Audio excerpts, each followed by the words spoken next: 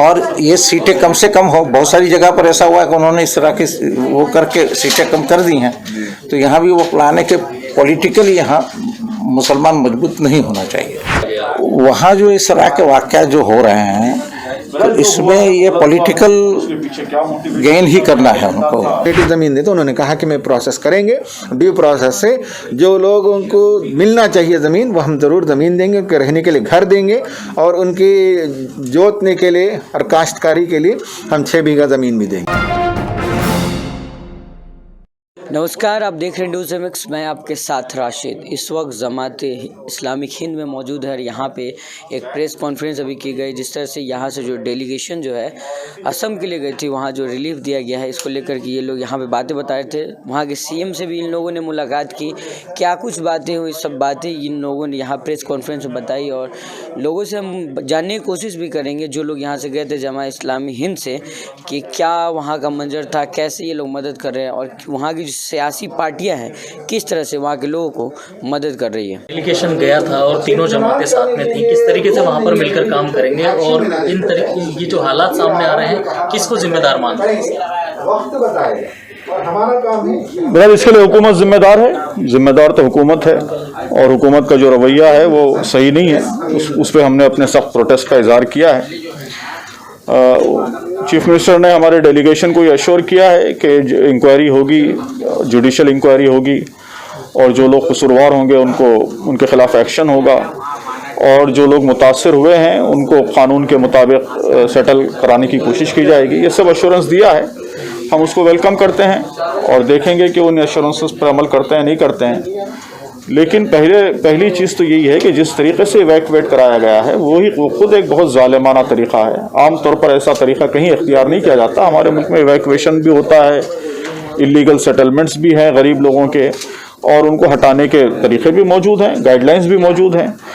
तो पहले से उनके रहने का और उनको सेटल कराने का इंतज़ाम होना चाहिए। वो इंतज़ाम किए बगैर ऑल ऑफ अ सडन इतनी बड़ी तादाद में लोगों को इवैक्यूएट कराना और उनको रिवर बेस में बिल्कुल इनह्यूमन कंडीशंस में रहने पर मजबूर करना और फिर अगर लोग जाने के लिए तैयार नहीं हैं तो वायलेंस का इस्तेमाल करना, तो ये सब चीज़ें ज़ाहिर करती हैं कि इसके पीछे कम्युनल एजेंडा है और उसकी हम शदीद मुखालफत करते हैं और हम समझते हैं कि मुल्क के तमाम शहरियों को इसका नोटिस लेना चाहिए, इसके खिलाफ आवाज़ बुलंद करनी चाहिए। अब जिस तरीके से लगातार ये हालात मुसलमानों के सामने पेश आ रहे हैं, क्या कदम उठाने की ज़रूरत है? किस तरीके से इस चीज़ को रोका जा सकता है? तंजीमें हैं वो क्या कर रही हैं इसमें और जो अवाम है वो क्या जो है इसमें अमल करें, वो क्या रास्ता अपनाएं? बहरहाल रास्ता यही है कि हमारे मुल्क में जो तरीक़े मौजूद हैं, जमहूरी तरीक़े, उन तरीक़ों का इस्तेमाल करना चाहिए, पब्लिक से बात करनी चाहिए। असल डेमोक्रेसी में जो रूलर्स होते हैं वो तो आवाम होते हैं, पब्लिक होती है, तो पब्लिक के वोट से ही लोग हुकूमत पे आते हैं। तो पब्लिक को हमें बात बतानी चाहिए और ये समझाना चाहिए कि ये जो सिचुएशन है ये पूरे मुल्क के लिए नुकसानदेह है। ये किसी ख़ास तबके के लिए, सिर्फ माइनॉरिटीज़ के लिए, सिर्फ मुसलमानों के लिए, सिर्फ दलितों के लिए नुकसानदेह ऐसा नहीं है, बल्कि ये एक जहर है। जहर फैलता है तो सबको नुकसान पहुंचाता है, तमाम तबकात को नुकसान पहुंचाता है। तो ये देश हित के खिलाफ है, मुल्क के इंटरेस्ट के खिलाफ है, मुल्क के तमाम आवाम के इंटरेस्ट के खिलाफ है। ये बात मुल्क के आवाम को समझाना पड़ेगा, उसी से इस मसले का हल निकलेगा। आप लोगों का मुलाकात किसी असम सरकार से के लोगों से हुई थी? जी, बात आई है कि असम के चीफ मिनिस्टर से मुलाकात हुई और वहाँ के डीएम से मुलाकात हुई और एसपी से मुलाकात हुई, हमारे डेलीगेशन के। मैं नहीं था डेलीगेशन में तो और लोग थे, तो इन लोगों की इन सब से मुलाकातें हुई हैं। जी, एसपी साहब जो थे दरंग जिले के, वो हेमंत बिस्वा शर्मा जो मुख्यमंत्री हैं उनके भाई थे, तो उनका आपने देखा होगा कि किस तरीके से जो लाश है उस पर पुलिस लाठियां बरसा रही है, जो दिलों को झकझोर कर देने वाली वो तस्वीर था, विजुअल था। तो उस पर आप लोगों ने अपना क्या राय रखा? ये तो बहुत पैथेटिक है और बहुत यानी पूरे मुल्क के लिए शर्म की वो है जगह है और हमने हमारे पूरा गुस्सा और पूरी इसके साथ हमने बात रखी, एसपी के सामने भी बात रखी कि ये बिल्कुल एक गलत तरीका, यहाँ तक के अनआर्म्ड लोगों पर इस तरह से यानी करना, आप आसानी से उस आदमी को अगर वो आप पर हमला करता था तो आसानी से इसको अरेस्ट कर सकते थे, लेकिन जिस तरह का जुल्म हुआ है तो इस पर तो इसने भी ये कहा कि बहुत गलत हुआ और हम इस पर नादिम हैं जो कुछ हुआ है। और इन लोगों ने यहाँ तक कि चीफ मिनिस्टर ने भी ये कहा कि हम इस पर शर्मसार हैं, लेकिन बातें तो ऐसी करेंगे इसके बाद। लेकिन हमने तो अपनी पूरी बात उनके सामने रखी कि जो बिल्कुल हुआ है इनह्यूमन हुआ है, बिल्कुल गलत हुआ है और ये जुल्म है। प्रशासन तो कह रही है कि हमने कई बार नोटिस दिया कि जगह खाली करने में, लेकिन लोग मान नहीं रहे। वो तो 3-4 महीने से हो रहा था। ये जो नोटिस है असल में ये कोर्ट का आदेश है और कोर्ट के आदेश को उन लोगों को जो करना था, तो इसमें 3-4 महीने से बातचीत चल रही थी और इसमें से एक तादाद ने वहाँ से इविक्शन कर भी लिया था। ये सब तो है, हकीकत है। तो आपकी टीम क्या कर रही है? आप क्या उन लोगों को किस तरीके से मदद करेंगे आप लोग?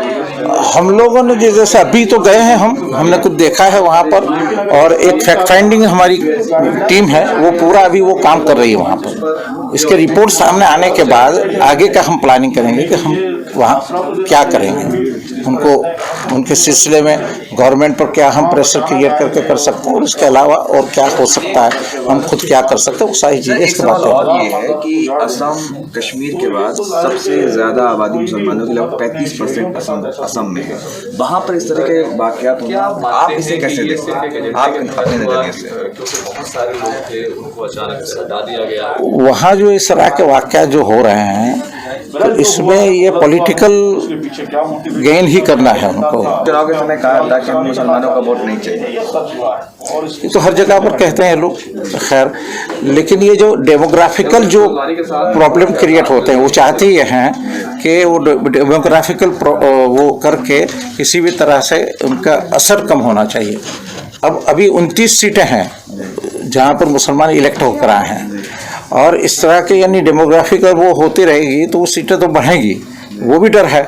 तो वो ये चाहते हैं कि सारी चीज़ें कंट्रोल हों और ये सीटें कम से कम हो। बहुत सारी जगह पर ऐसा हुआ है कि उन्होंने इस तरह की वो करके सीटें कम कर दी हैं, तो यहाँ भी वो प्लान है कि पॉलिटिकली यहाँ मुसलमान मजबूत नहीं होना चाहिए।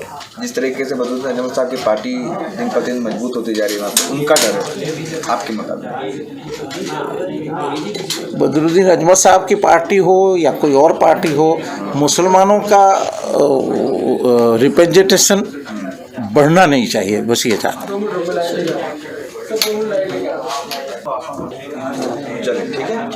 जी सर, अब गैस डेलीगेशन में क्या देखा पहले बार में वहाँ पे सरकार की तरफ से कुछ ये पहुँचाया जा रिलीफ वगैरह?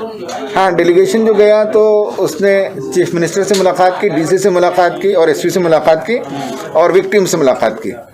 विक्टिम्स की जो सूरत हाल है वो बहुत ही पैथेटिक है, इन ह्यूमन कंडीशन, बल्कि सब ह्यूमन कंडीशन में रहते हैं। इसलिए कि 25,000 एकर्स ऑफ लैंड बहुत बड़ी ज़मीनें में है, उसके एक छोटे से हिस्से में ये लोग ऑक्यूपाइड थे, इलीगल ऑक्यूपेंट्स थे।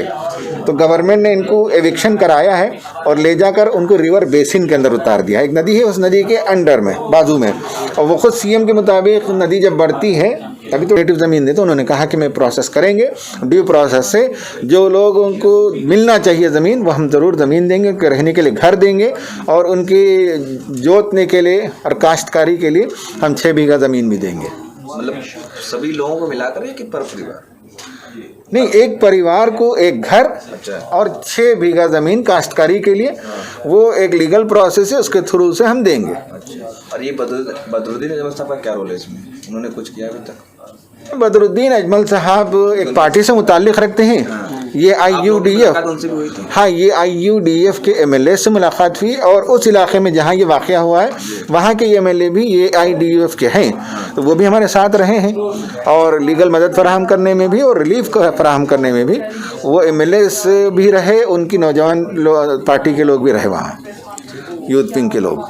कितने परिवार हैं वहाँ पर? 900 फैमिलीज हैं। सरकार ने सबको वादा किया कि सबको देंगे अपनी ज़मीन। अब जब वादा उन्होंने किया तो वो उनका प्रोसेस होगा, 900 फैमिलीज के रिकॉर्ड्स देखेंगे और उस रिकॉर्ड के मुताबिक उनका ये कहना है कि जो लैंडलेस हैं हम उनको ज़रूर देंगे और अगर किसी की कहीं ज़मीन है तो हम नहीं देंगे, वो अपनी ज़मीन में वापस जाए, ये CM ने कहा। अच्छा ये बताइए कि पुलिस वाले ने गोलियां चलाई थी, उन पर भी कोई कार्रवाई करने की बात कही गई है?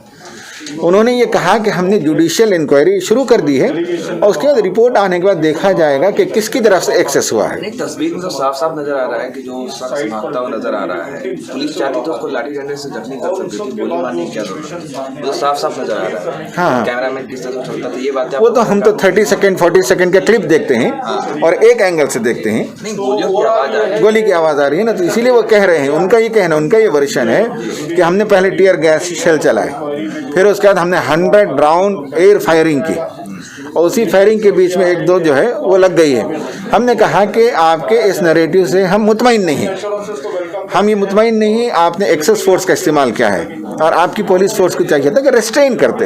ये हमने बार बार कहा है पुलिस ऑफिसर को।